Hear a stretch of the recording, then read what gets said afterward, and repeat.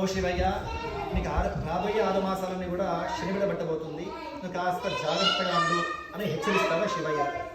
హెచ్చరిస్తాడు ఆ యొక్క శని భగవాన్. శని భగవాన్ హెచ్చరిస్తాడు అనమాట. ఇదంతా వింటున్నటువంటి శివయ్య అధో సప్తలోకాల్లో అంటే కింద సప్తలోకాల్లో పైన సప్తలోకాల్లో నా అనుగ్రహం అనేటువంటిది చేయమైనా పుట్టాడు, కావున నాకు ఎటువంటి శని మీద పట్టదు అని చెప్తాడు. సరే ఆ గురించి శని భగవాన్ వెళ్ళిపోతాడు. మన ఇంటికి వచ్చేసి ఒక మనిషి చిన్న వార్నింగ్ ఇచ్చారని డోర్ కొట్టేసి వార్నింగ్ ఇచ్చారనుకోండి, ఎంత ధైర్యం ఉన్నా లోపల చిన్న భయం అనేటువంటి ఖచ్చితంగా ఉంటుంది. సరే ఇదంతా బాధ నాకెందుకని చెప్పేసి సాక్షాత్ శివయ్య అనుష్ఠానం చేసుకున్నటువంటి సందేహంతో అంటే ఆ యొక్క బలంతో అన్ని లోకాలు వెతుకుతుండగా భూలోకంలో వస్తాడు. భూలోకంలో వచ్చాక అతగాడి ఇష్టమైనటువంటి స్థలం వెతుకుతాడు. అదే శ్మశానం అన్నమాట. శ్మశానంలో శివకి చాలా ప్రీతికరం.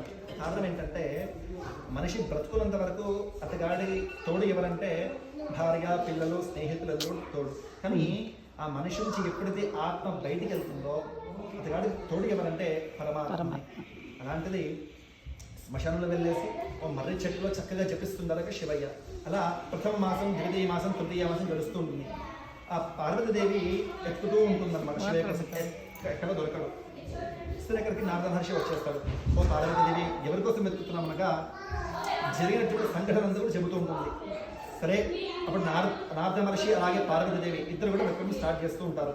అలా అన్ని లోకాల్లో వెతుకుతుండగా చివరికి భూలోకంలో వస్తారు.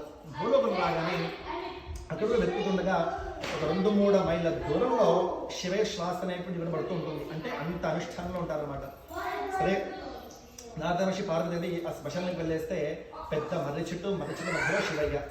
సరే అతగాడు అనుష్ఠానం అయిపోయాక పార్వతీదేవి అడుగుతుందన్నమాట, ఓ శివయ్య, ఈ 6 మాసాలని ఎక్కడ వెళ్ళిపోయారు, ఇక్కడ ఏం చేస్తున్నటువంటి ప్రశ్న వేస్తుంది. అప్పుడు శివయ్య ఇలా అంటాడు, ఏమని, ఓ పార్వతీదేవి, ఈ 6 మాసాలన్నీ కూడా నాకు శనిబిడ పట్టబోతుంది అనేటువంటి హెచ్చరించాడు శని భగవానుడు. అవునా, నాకు ఎటువంటి శనిబిడ పట్టలేదు అనేటువంటి సమాధానం ఇస్తాను.